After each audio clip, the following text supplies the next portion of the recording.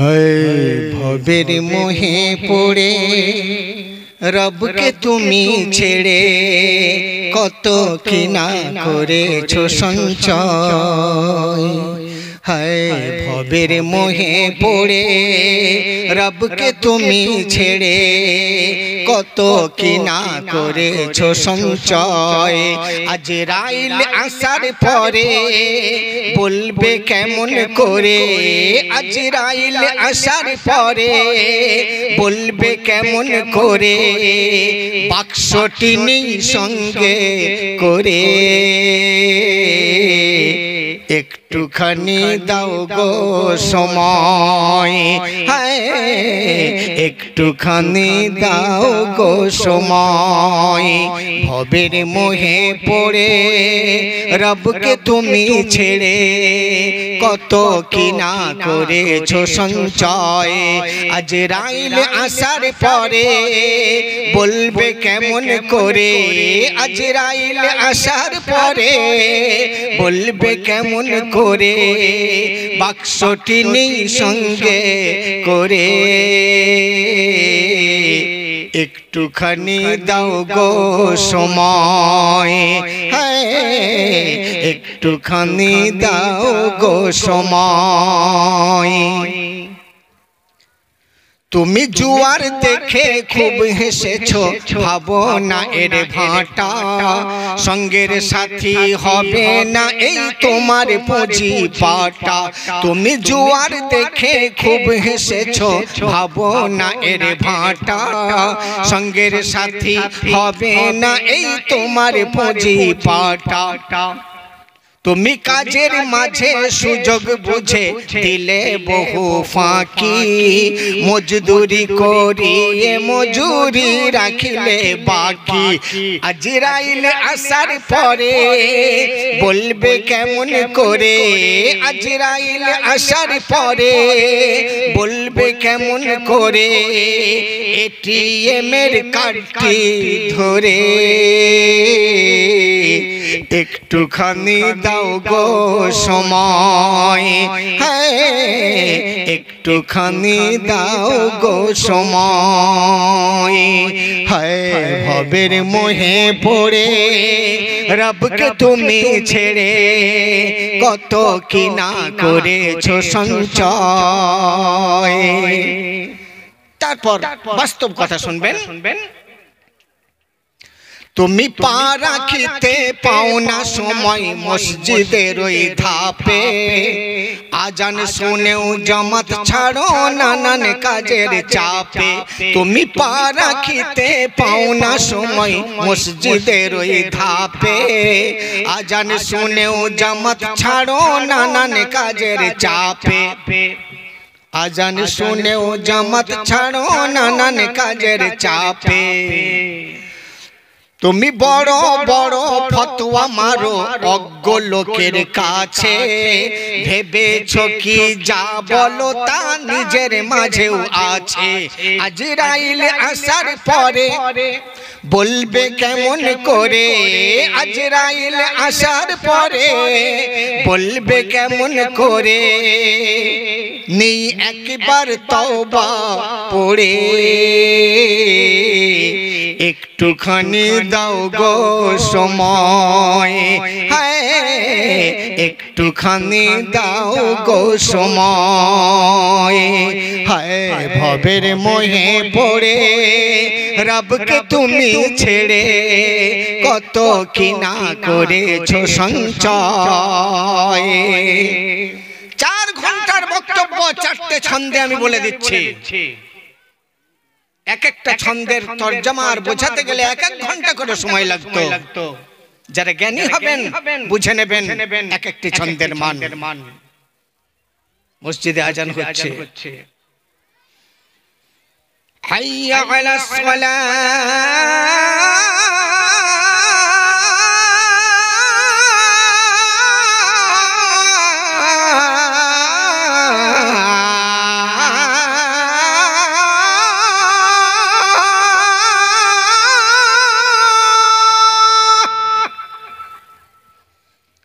Operator তো ঠিক নেই গো,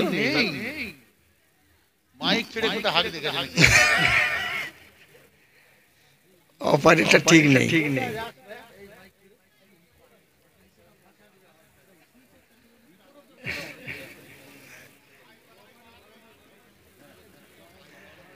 বাবু আমি তো বুড়ো হয়ে গেছি, বুড়ো হয়ে গেছি না,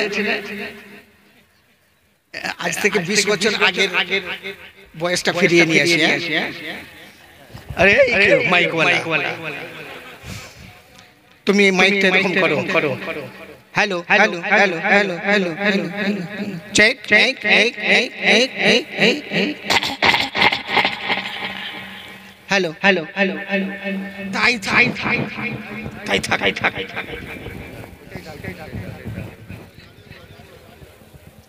এই দাঁড়িয়ে ইউটিউবওয়ালারা বিরক্ত হয় জানেন, কারণ গতবারে আমি দেখেছি গত 3 বছর আগে আমি যখন সরে গেছি মাইক ফাঁকা বাজছে, তার মানে ও নেই ওখানে। এই জন্য আমি আবার যে শিক্ষা পেলাম যে না আমার বেশি মমতা ব্যানার্জির মতো পাস করলে হবে না, এক জায়গায় থাকতে হবে, কারণ এরাও দিতে হবে।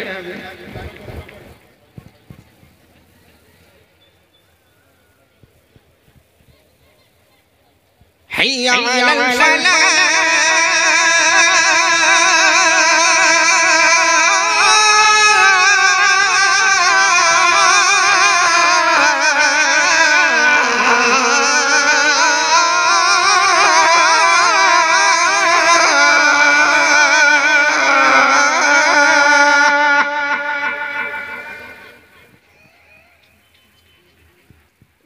আইডিয়া নেই, বাড়াতে কমাতে হবে বাবা, আসলামের সাথে খেলতে হবে।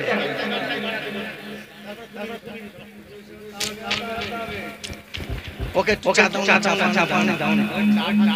মাইক ওয়ালা আসে না, মাইক ওয়ালা বাচ্চাকে পাঠিয়ে দিয়েছে, বলে বাকি কাজ তুই গিয়ে সার, আমি খাটিয়ে দিয়েছি, বাকি তুই সার রাত ধরে কি করবো বলো। আজরাইল আসার পরে বলবে কেমন করে, আজরাইল আসার পরে বলবে কেমন করে, বাক্সটি নেই সঙ্গে করে। একটু এ বাবু মাইক কমাও, ইগো কমিয়ে দাও বাবু, একটুখানি দাও গো সময়, হায় একটুখানি দাও গো সময়, হায় ভবের মোহে পড়ে রবকে তুমি ছেড়ে কত কি না করেছ সঞ্চয়। আজরাইল আসার পরে বলবে কেমন করে, আজরাইল আসার পরে বলবে কেমন করে, বাক্সটি নেই সঙ্গে করে। একটুখানি দাও গো সময়, হ্যাঁ একটুখানি দাও গো সময়। আজানের টান দেওয়ার কারণ হচ্ছে আমার মুমিন মুত্তাকি মুসলমান ভাইরা একটা প্রতিজ্ঞা করতেই হবে যে আজান যেখানেই শুনতে পাবো সব কাজ ছেড়ে দিয়ে আগে নামাজে পৌঁছাবো। কিন্তু আল্লাহ পাক হাসরের ময়দানে এই প্রশ্ন করবেন, বান্দারে তুমি পা রাখিতে পাও না সময় মসজিদের ওই ধাপে, আজান শুনেও জামাত ছাড়ো নানান কাজের চাপে, তুমি বড় বড় ফতোয়া মারো অজ্ঞ লোকের কাছে, ভেবেছ কি যা বলো তা তোমার মাঝেও আছে। আজরাইল আসার পরে বলবে কেমন করে, আজরাইল আসার পরে বলবে কেমন করে, নেই একবার তওবা পড়ে, একটুখানি দাও গো সময়, হায় একটুখানি দাও গো সময়। ভবের মোহে পড়ে রবকে তুমি ছেড়ে কত কিনা করেছো সঞ্চয়। আরেকটি বিশেষ ছন্দ শুনবেন, এক একটা ছন্দ মানে 1 ঘন্টা করে বয়ান। আমি সেই বয়ানের দিকে যাব না, কারণ সে টাইম নেই, তাই বয়ানটাকে আমি ছন্দ করে আপনার খিদমতে পেশ করছি। তুমি অন্যদিকে আঙুল দেখাও নিজেই হয়ে দোষী, তুমি অন্যদিকে আঙুল দেখাও নিজেই হয়ে দোষী। কোন পাপেতে পাপী তুমি আল্লাহ জানে বেশি। তুমি অন্যদিকে আঙুল দেখাও নিজেই হয়ে দোষী। কোন পাপেতে পাপী তুমি আল্লাহ জানে বেশি। তুমি বারবার হাসে হেরে এসে ঘরে ঝগড়া করো, মারতে যারা পারবে না তাদেরকে তুমি মারো। আজরাইল আসার পরে বলবে কেমন করে, আজরাইল আসার পরে বলবে কেমন করে, বউকে 2 চড় আসি মেরে। একটুখানি দাও গো সময়, হায় একটুখানি দাও গো সময়।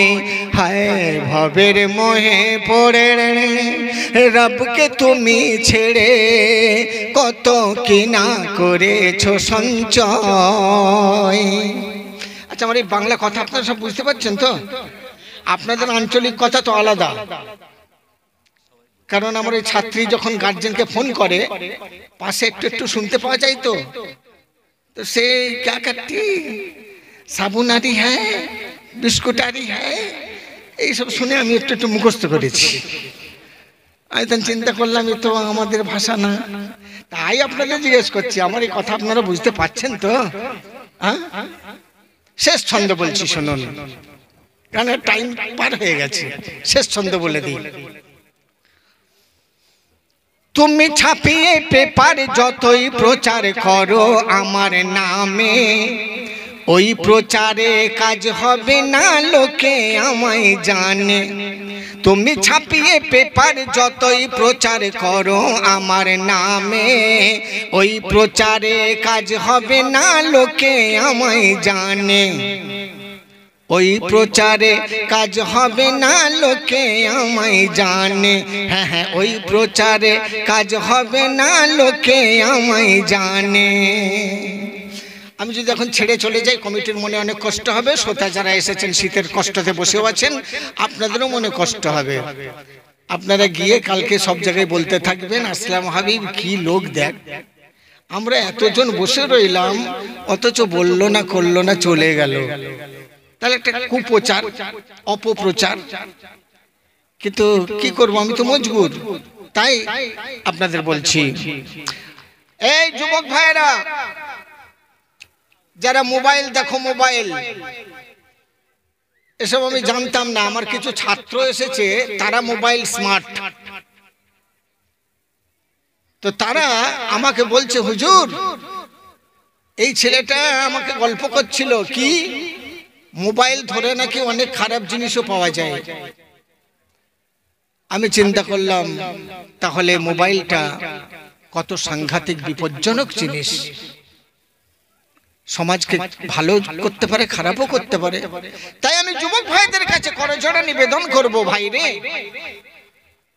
তুমি চোখের জিনা করছো যখন, তুমি সবাইকে লুকাতে পারছো, কিন্তু যিনি তোমার দিকে তাকিয়ে আছেন তুমি তাকে কি লুকাতে পারছো? তুমি চোখের জিনা আজ করে নাও কাল পড়িবে ধরা, তুমি চোখের জিনা আজ করে নাও কাল পড়িবে ধরা। সাবধান হতে এম.এ. হাবিব দিলাম এই ইশারা, তুমি চোখের জিনা আজ করে নাও কাল পড়িবে ধরা। সাবধান হতে এম.এ. হাবিব দিলাম এই ইশারা, আজরাইল আসার পরে বলবে কেমন করে, আজরাইল আসার পরে বলবে কেমন করে, দেখি একবার মোবাইল ধরে, একটুখানি দাও গো সময়, হ্যাঁ একটুখানি দাও গো সময়, হ্যাঁ ভবের মোহে পড়ে রবকে তুমি ছেড়ে কত কি না করেছো সঞ্চয়, আজরাইল আসার পরে বলবে কেমন করে, আজরাইল আসার পরে বলবে কেমন করে, দাঁড়াও বাক্সটি নিই সঙ্গে করে, একটুখানি দাও গো সময়, হ্যাঁ একটুখানি দাও গো সময়, আজরাইল আসার পরে বলবে কেমন করে, আজরাইল আসার পরে বলবে কেমন করে, নেই একবার তওবা পড়ে, একটুখানি দাও গো সময়, হ্যাঁ একটুখানি দাও গো সময়, আজরাইল আসার পরে বলবে কেমন করে, নেই একবার তওবা পড়ে, বউকে দু চড় আসি মেরে, দেখি একবার মোবাইল ধরে, একটুখানি দাও গো সময়, হ্যাঁ একটুখানি দাও গো সময়। আজরাইল সময় দেবে, হ্যাঁ কিনা বলুন দর্শক চিৎকার করে, আজরাইল সময় দেবে? দেবে না। অনেক যুবক ভাই মনে করছে এখনই আমায় নামাজ পড়তে হবে, কেন এখন তো আমার কম বয়স, এক্ষুনি কি মরে যাচ্ছি? বন্ধু মরে তুমি কখন যাবে তুমিও জানো না, পৃথিবীর কোনো মানুষ জানে না, কখন কার মৃত্যু আসবে তুমি আমি কেউ জানি না। তুমি সুস্থ শরীরে আছো, তোমার শরীর চেক আপ করে কোনো রোগ পাওয়া যায়নি, তুমি একেবারে সবল নওজোয়ান যুবক, কিন্তু তুমি জানো না কালকেই বাইক অ্যাক্সিডেন্ট করে তুমি স্পট ডেথ হয়ে যাবে। তুমি জানো না, রোগ তো কিছু নেই, কিন্তু অ্যাক্সিডেন্টে তুমি যে মারা যাবে তুমি তা জানো না। সেই অবস্থায় হয়তো কেউ মুখের কাছে এসে বলছে তোমার নাম ঠিকানাটা বলো, তুমি নাম ঠিকানা বলছো আর মনে মনে ভাবছো আমার যদি নামাজ পড়া থাকতো তাহলে আমি আল্লাহর কাছে পার হয়ে যেতাম, এখন তো আমার সে ক্ষমতাটাও নেই। তাই বন্ধু সময় থাকতে নামাজে সাড়া দাও, সময় থাকতে রোজা করো, সামনে রোজা আসছে, খবরদার রোজা ছাড়বে না, রোজা ছাড়বে না। যতই কষ্ট হোক তুমি রোজা রাখো, মনে মনে করবে যদি আমি মারাও যাই রোজা রেখে, যদি আমার প্রাণ চলে যায় আমি বেহিসাবে জান্নাত পেয়ে যাব, আমি শহীদের দরজা পাবো, সুতরাং আমি রোজা ছাড়বো না, রোজা আমি করবই করব। বলুন বলুন ইনশাআল্লাহ, জোরে বলো ইনশাআল্লাহ। তাহলে আপনাদের এলাকায় কোনো মুসলিম হোটেল আর খোলা থাকবে না তো, কারণ মুসলমান সব যদি রোজা রাখা আরম্ভ করে